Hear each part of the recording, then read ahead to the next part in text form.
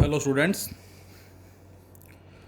बेटा कल हमने बात की थी इलेक्ट्रोमैग्नेटिक वेव चैप्टर में डिस्प्लेसमेंट करंट के बारे में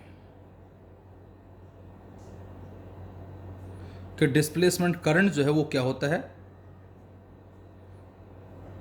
और वो हमने जो कंक्लूजन दिया था डिस्प्लेसमेंट करंट का वो मैक्सवेल के एक्सपेरिमेंट के बिहाफ पे आंसर दिया था कि जब मैक्सवेल ने कंसिडर किया एक पैरेलल प्लेट कैपेसिटर को जिसमें दो प्लेट्स हैं और इनको ज्वाइन किया गया एक सोर्स ऑफ ईएमएफ से विद द हेल्प ऑफ ए की। और बच्चों जैसे ही हम इस की को प्रेस करेंगे बेटा तो आंसर दिया था कि करंट फ्लो करना शुरू कर देगा, या ये कहें चार्ज फ्लो करेंगे। और कब तक होगा? जब तक कैपेसिटर फुली चार्ज्ड ना हो जाए। हमने एज्यूम किया था कि 0 से लेकर 10 सेकंड तक जो है 10 सेकंड इसको लगेंगे कैपेसिटर को चार्ज होने में। तो 0 से 10 के बीच में क्या होगा? तो आंसर है कि यदि हम इस वायर के सराउंडिंग में कहीं भी एक कंपास को पुट करते हैं तो वो कंपास एक डिफ्लेक्शन दे रही है जो इसके सराउंडिंग में मैग्नेटिक फील्ड की प्रेजेंस को बता रही है। फिर बात थी क्या कि यदि इस पॉइंट P पे, सपोज हमने P माना था इसको, और यदि बच्चों इस पॉइंट P पे हम फील्ड की वैल्यू फाइंड आउट करते हैं यूजिंग एम्पियर सर्किटल लॉ, तो वो मैक्सवेल ने बताई कि जो फील्ड होगा पॉइंट P पे उसकी वैल्यू क्या आएगी बेटा? तो आंसर था B dot D l and which is equal to mu naught times the net current passing in the loop. इस लूप को कितना करंट कट कर रहा है जो कि आई है, और इसका लाइन इंटीग्रल और क्लोज के लिए। और हमने सोल्व किया था बच्चों इसको, तो ये हमारा आया था B डी एल कोस 0, क्योंकि इस लूप में स्मॉल लेंथ जो होगी dl और वहाँ जो टेंजेंट ड्रॉ करेंगे बच्चों वो हमें देगा डायरेक्शन उस पॉइंट पे मैग्नेटिक फील्ड की, जो कि हर जगह पैरेलल आएंगे। और इसकी वजह से हमें जो आंसर मिला था बेटा वो क्या आया था? तो आंसर है B, और dl को इंटीग्रेट करके लिखा था 2πr, that is mu not I. तो हमें आंसर मिला था पॉइंट P पे field, that is mu not I upon में 2πr। लेकिन उसके बाद मैक्सवेल ने क्या देखा? उसके बाद मैक्सवेल ने देखा कि जब इस पैरेलल प्लेट कैपेसिटर के बीच में कंपास को रखा गया बच्चों, तो उसने क्या दिया? उसने एक डिफ्लेक्शन दिया, जबकि इसके बीच में तो कोई करंट है ही नहीं, क्योंकि करंट तो यहां है, इन दोनों प्लेट के बीच में कोई करंट नहीं है। उसके बावजूद ये कंपास डिफ्लेक्शन दे रही है। अब ये डिफ्लेक्शन क्यों देगी? तो आंसर है ये डिफ्लेक्शन देगी due to the presence of magnetic field. Magnetic field की मौजूदगी को ये शो करती है, लेकिन मैग्नेटिक फील्ड तो करंट की वजह से होता है।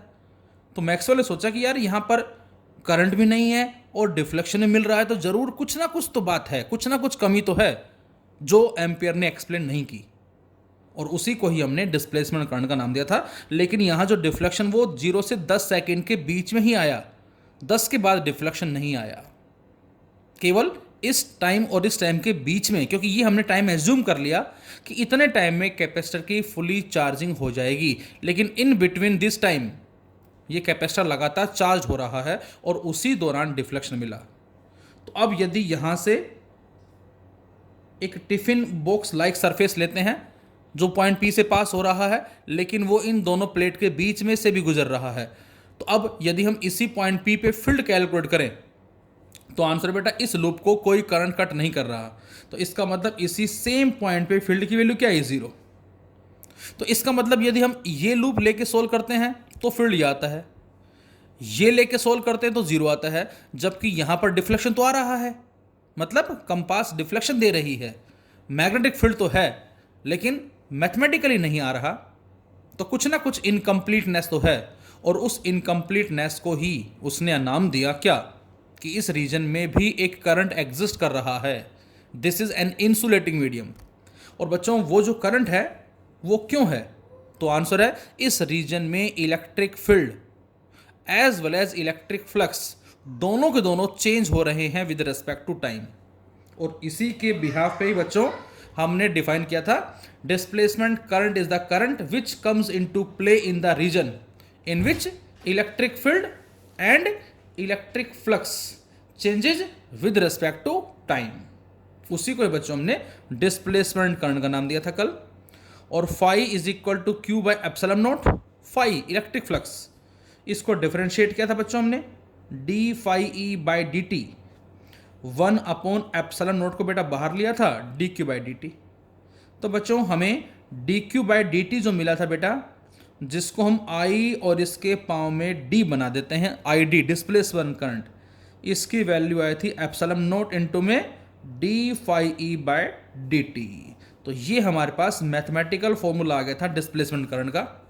और अब जो एम्पियर सर्किटल लॉ की इक्वेशन थी, उसको मॉडिफाइड इक्वेशन का नाम देकर हम लिख सकते हैं बच्चों क्या, B dot D L equal to mu naught times total current passing in the loop I plus I D, ये बोलेंगे हम। तो इसको बोलते हैं एम्पियर्स मैक्सवेल इक्वेशन या एम्पियर्स मॉडिफाइड इक्वेशन भी आप बोल सकते हैं। तो आई डी जो है बेटा यहाँ वो हमारा डिस्प्लेसमेंट करंट जो है वो कहलाएगा। और चाहे तो आप इसको ऐसे भी लिख सकते हैं mu naught times I plus I D, and I D is epsilon not into D phi E by D T. और चाहे तो बच्चों इसको आप लिख सकते हैं म्यू नॉट आई प्लस में mu naught epsilon not into D phi E by D T, इस तरह से भी ये लिखा जा सकता है। तो ये हमने कल डिस्कस कर लिया था। अब इसी में ही हम एक हेडिंग और डाल देते हैं बेटा, सेम यही कॉन्सेप्ट है, जिसको नाम दिया गया है कंटिन्यूटी ऑफ करंट का। इसको हमने नाम दिया that is continuity of current.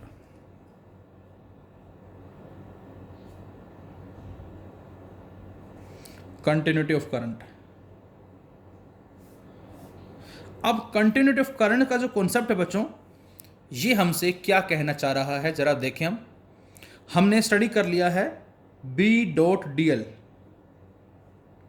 Which is equal to mu naught times I plus I D, ये हम स्टडी कर चुके हैं, जिसमें आई डी जो बेटा ये क्या है, this is the displacement current and the value of displacement current is epsilon not into में D phi E by D T.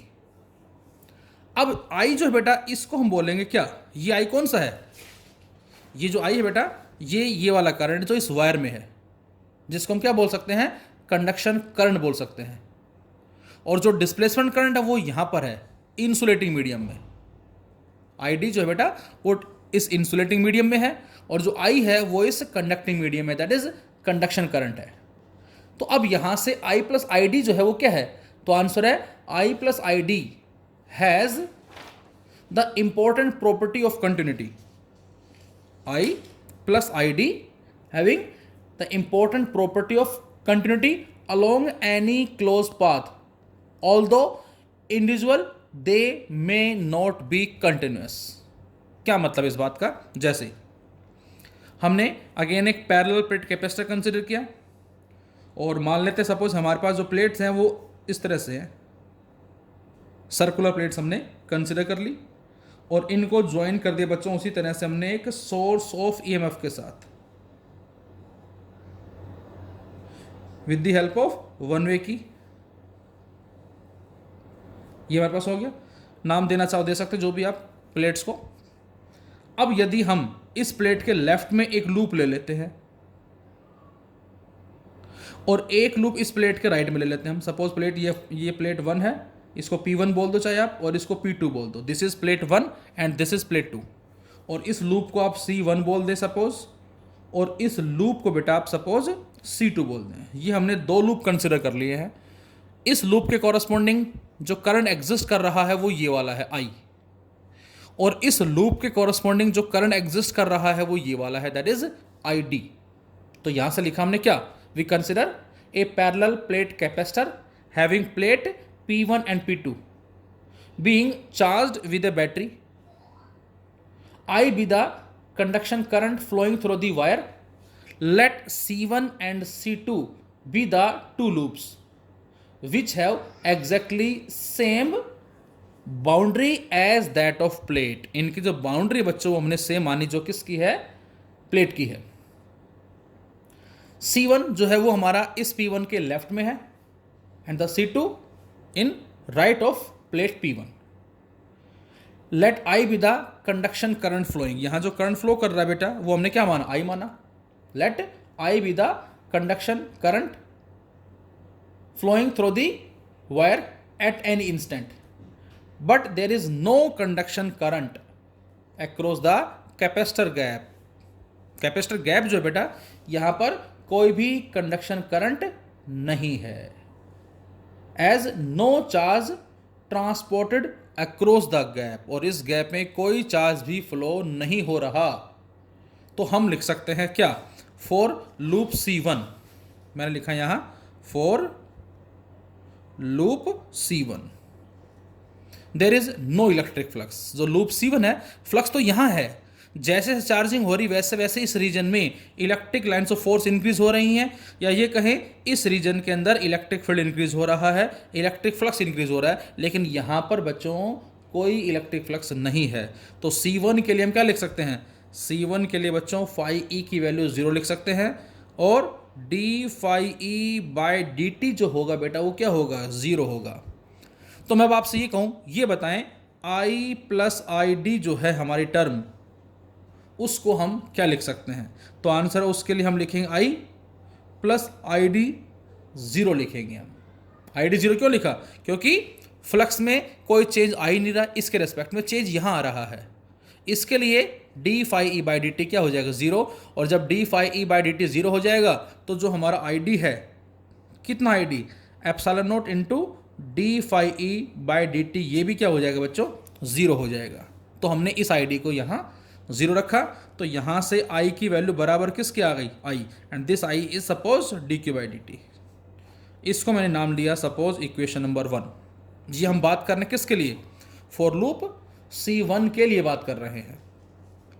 अब यदि मैं आपसे कहता हूं बच्चों फॉर लूप C2,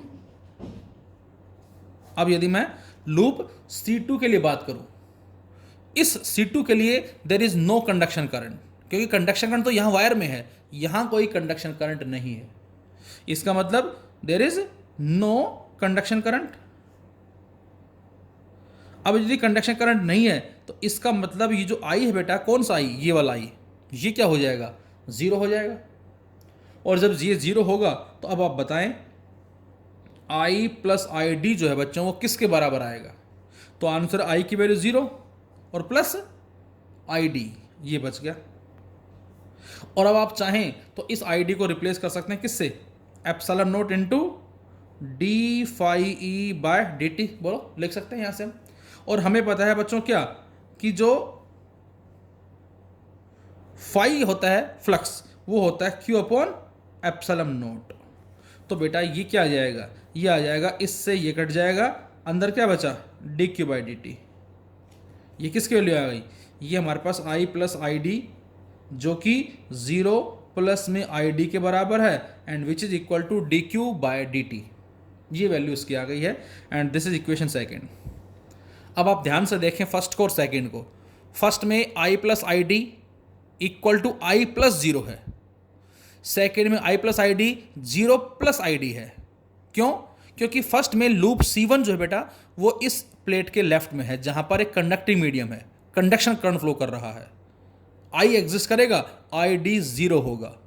जबकि लूप सेकेंड के केस के अंदर I 0 होगा क्योंकि यहां कोई कंडक्टिंग मीडियम नहीं है, लेकिन डिस्प्लेसमेंट करंट है, ये एग्जिस्ट कर रहा है। तो बेटा लेफ्ट में आई डी 0 है, राइट में I 0 है, लेकिन दोनों का जो सम है बच्चों वो किसके बराबर आ रहा है, दोनों ही केस में, वो दोनों ही केस में D Q by D T के बराबर आ रहा है। So from first and second we conclude that the sum of I plus I D has the sum of I plus ID has same value on the left and right side of the plate P1 of the parallel plate capacitor. Hence I plus ID has the property of continuity. Along individually they may not be continuous. मतलब अकेले अकेले अलग अलग दोनों continuous नहीं है, लेकिन दोनों का जो सम है बेटा वो क्या है, एक तरह से वो कंटिन्यूस है। तो इसका मतलब क्या हुआ बच्चों, इसका मतलब ये हुआ, हम ये भी कह सकते हैं क्या, इन कंडक्टिंग मीडियम, ये हमारा कंडक्टिंग मीडियम है, the conduction current dominates over the displacement current, whereas in insulating medium displacement current dominates over the conduction current.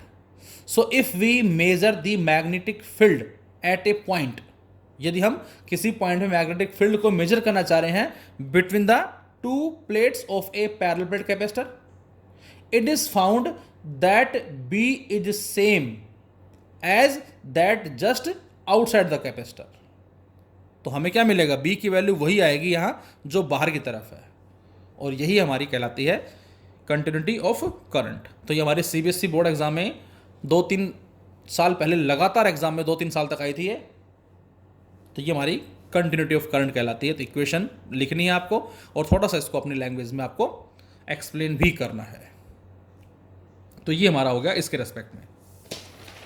अब बच्चों हमारे पास कुछ इक्वेशंस हैं, जो इक्वेशंस आपने ऑलरेडी स्टडी कर ली हैं. कौन कौन सी इक्वेशन आपने स्टडी कर ली हैं, तो आंसर हमने बहुत सारी इक्वेशन स्टडी की हैं. उन्हीं इक्वेशंस को एक बार मैक्सवेल ने भी स्टडी किया, जिसमें मैं एक बार आपको रिवाइज करवाता हूँ जो हमने स्टार्टिंग में पढ़ी थी. कौन कौन सी, शायद आपको याद आ जाएगा देखते ही. Equation number first, that is E dot D S, E dot D S equal to Q upon में एप्सिलॉन नॉट. ये पढ़ी हुई आपने ई डॉट डी एस, और ये हमारी कहलाती है गोज लॉ इन इलेक्ट्रोस्टैटिक्स. ये हमने स्टडी की थी इलेक्ट्रोस्टैटिक्स में. तो यहां से कह सकते हैं क्या, this equation is the Gauss law in electrostatics. This gives the value of total electric flux, और हमने पढ़ा भी था द टोटल इलेक्ट्रिक फ्लक्स, और इसको आप चाहें तो फाई ई लिख सकते हैं. The total electric flux over the close surface is equal to 1 upon epsilon not times the net charge enclose by the surface. This equation gives us an electric field due to discrete charge और due to certain charge distribution. ये हमने line charge distribution के behalf पे field calculate किया था, spherical shell पे charge को distribute करके फाइंड आउट किया था, थिन इनफाइनाइट प्लेन शीट के कोरस्पॉन्डिंग चार्ज को डिस्ट्रीब्यूट करके फील्ड फाइंड आउट किया था. तो ये सारे केसेस बच्चों हमने वहां पर स्टडी किए थे यहां से. So this equation gives a electric field due to discrete charge और due to certain charge distribution and tells that the electric lines of force starts from the positive charge and at the negative charge. ये भी हमने study किया था बेटा कि electric lines of force positive से start होती है एज वेल एज नेगेटिव पे एंड होती है. और उसके साथ साथ हमने पढ़ा था क्या कि these field lines do not formed the close loop, ये क्लोज लूप को फॉर्म्ड नहीं करती. और फिर हमने कंक्लूजन दिया था क्या कि इलेक्ट्रोस्टैटिक्स में सिंगल चार्ज एग्जिस्ट नहीं करता, सॉरी सिंगल चार्ज एग्जिस्ट कर सकता है यहाँ से. मैग्नेटिज्म में सिंगल पोल एग्जिस्ट नहीं करेगा, ये हमने बात भी की थी. तो हमने आंसर दिया था क्या, this predict that isolated charge can exist, और इसीलिए ये एग्जिस्ट करता है तभी ये है, जबकि मैग्नेटिज्म के अंदर सिंगल पोल एग्जिस्ट नहीं करेगा. तो ये हमारा सबसे बड़ा डिफरेंस था इलेक्ट्रिसिटी एंड मैग्नेटिज्म के अंदर कि इलेक्ट्रोस्टैटिक्स में सिंगल चार्ज एग्जिस्ट कर सकता है बच्चों, लेकिन मैग्नेटिज्म में सिंगल पोल एग्जिस्ट नहीं करेगा. साउथ है तो उसके साथ नॉर्थ भी होगा. तो ये हमारी फर्स्ट इक्वेशन कहलाती है Gauss law in electrostatics. Maxwell equation इनको हमने नाम दिया है. सेकंड हमने स्टडी की थी बेटा B dot D S and it is equal to 0. ये गोज लॉ इन इलेक्ट्रोस्टैटिक्स है बच्चों. ये क्या है, गोज लॉ इन मैग्नेटिज्म. और ये क्या बता रही है, the total magnetic flux over the close surface is equal to 0. ये हमें क्या बता रही है, ये हमें बता रही है this law shows that the number of field lines entering a close surface is equal to number of field lines leaving that surface. ये बता रही है जितनी फील्ड लाइनें एंटर कर रही हैं उतनी ही फील्ड लाइनें वहां से जा भी रही हैं. It means there is no starting और no end point of magnetic lines of force. इनका ना तो कोई स्टार्टिंग पॉइंट है और ना ही कोई एंड पॉइंट है. हाँ, वैसे हमने मैग्नेटिक केस में जरूर कहा है कि नॉर्थ से आउटवर्ड है, साउथ के इनवर्ड है, लेकिन इसके बिहाफ पे आंसर दिया गया है ये. इसके साथ साथ बेटा हमने ये भी कहा था कि मैग्नेटिज्म में सिंगल पोल एग्जिस्ट नहीं करेगा, तभी तो हमें आंसर 0 मिला था. ये हमारे पास आंसर आया था. और magnetic lines force close loop को फॉर्म करती हैं, लेकिन सिंगल पोल एग्जिस्ट नहीं करेगा, जिसको हमने मोनोपोल का नाम दिया था। तो ये हमारी कहलाती है Gauss law in electrostatics and this is the Gauss law in magnetism. इसी कैटेगरी में थर्ड हम स्टडी कर सकते हैं। थर्ड हमारी थी बेटा, जाओ E is equal to minus में D phi by D T, ये हमने पढ़ी थी EMI के अंदर। या इसको हम इस तरह से भी लिख सकते हैं, इसको हो सकता है किसी किसी बुक में इस तरह से लिखा हो, E dot D L equal to minus में D phi by D T, ये फाई क्या फाई भी है। और हो सकता है किसी बुक में इसको ऐसे लिखा हो, E dot D L equal to minus में D by D T into phi, और फाई हमारा क्या होता है बेटा, B डॉट डी एस। ये मीनिंग सभी का सेम होगा, चाहे आप ऐसे लिखें, चाहे ऐसे लिखें, चाहे ऐसे लिखें।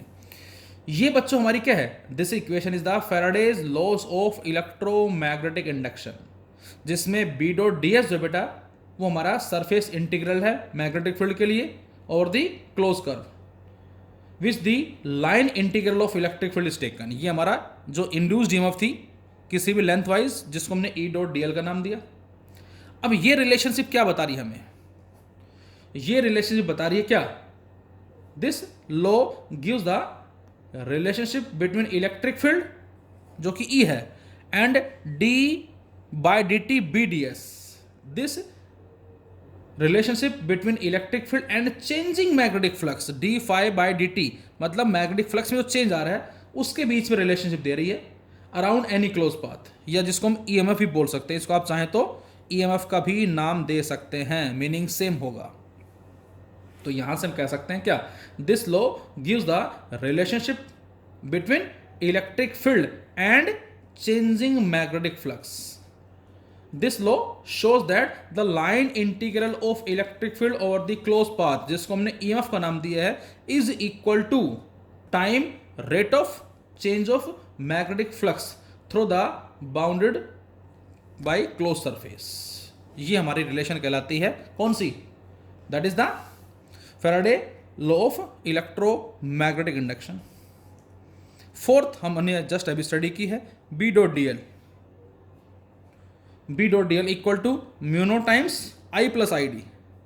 अब इसको I प्लस आई डी ऐसे लिख सकते हैं आप, या इसको आप mu naught I plus mu naught I D ऐसे लिख सकते हैं आप, या इसको म्यू नोट I प्लस में mu naught into I D था बेटा epsilon naught into D phi E by D T ऐसे लिख सकते हैं आप, या बच्चों इसको आप ऐसे भी लिख सकते हैं म्यू नोट I प्लस में mu note epsilon naught into में डी बाय डी टी, और ये फाई ई, और बच्चों फाई ई क्या होता है, फाई ई होता है बेटा E डॉट डी एस। इसको ऐसे भी लिखा जा सकता है, मीनिंग सभी का सेम होगा।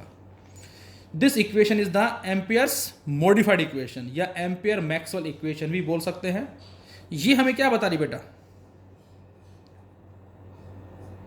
ये हमें क्या बता रही है, this law shows that the line integral of magnetic field over the close path is related with the conduction current and displacement current. Conduction current और डिस्प्लेसमेंट करंट को रिलेट करती है, and this law predicts that the magnetic field can be produced by conduction current as well as displacement current। और ये equation बता रही है हमें कि मैग्नेटिक फील्ड को conduction current as well as displacement current दोनों से प्रोड्यूस किया जा सकता है। अभी जस्ट हमने पीछे बात भी की है। और फिफ्थ हमारी है बेटा लॉरेंज फोर्स इक्वेशन, जो आपने पढ़ी थी, F is equal to Q E plus में Q into V cross B, ये लॉरेंज फोर्स इक्वेशन। तो ये 5 इक्वेशन हमारे पास हो गई हैं, E dot D S Q by epsilon naught, B dot D S 0 E minus D phi by D T, और E dot D L minus D phi by D T, और E dot D L minus D by D T phi B B dot D S integration. Fourth B dot D L mu naught times I plus I D. Fifth Lorentz force equation. And these about 5 equations gives a complete descriptions of all about the electromagnetic interaction. देखो इसके अंदर बेटा, इसमें देखो आप, इसमें current magnetic field produce कर रहा है, इसके अंदर हम कह सकते हैं क्या कि जो इलेक्ट्रिक फील्ड होगा वो मैग्नेटिक फील्ड के चेंज होने से प्रोड्यूस हो रहा है। तो कहीं पर तो इलेक्ट्रिक फील्ड से मैग्नेटिक फील्ड है, कहीं मैग्नेटिक फील्ड से इलेक्ट्रिक फील्ड है। देखो यहां पर मैग्नेटिक फील्ड से इलेक्ट्रिक फील्ड है, यहां पर इलेक्ट्रिक फील्ड से मैग्नेटिक फील्ड है। इस तरह से हम बोल सकते हैं changing. So these about 5 equations gives a complete descriptions of the all electromagnetic wave. और इनके बिहाफ पे बच्चों मैक्सवेल ने जो कंक्लूजन दिए वो क्या दिए? तो आंसर है, उसने कंक्लूजन दिया कि जब भी कभी कोई चार्ज पार्टिकल एक्सेलरेट करेगा वो इलेक्ट्रोमैग्नेटिक वेव को प्रोड्यूस करेगा। N accelerated charge is the source of electromagnetic wave. Second, the electromagnetic wave can propagate through the space with a speed 3 into 10 की पावर 8 मीटर पर second. Third, the electromagnetic wave is of transverse in nature. ये हम study करेंगे transverse nature क्या होता है। Fourth, light itself is an electromagnetic wave, it is transverse in nature and moves with the speed of 3 into 10 की power 8। तो ये Maxwell ने कंक्लूजन दिए हैं इन इक्वेशंस के बिहाफ पे। Thank you.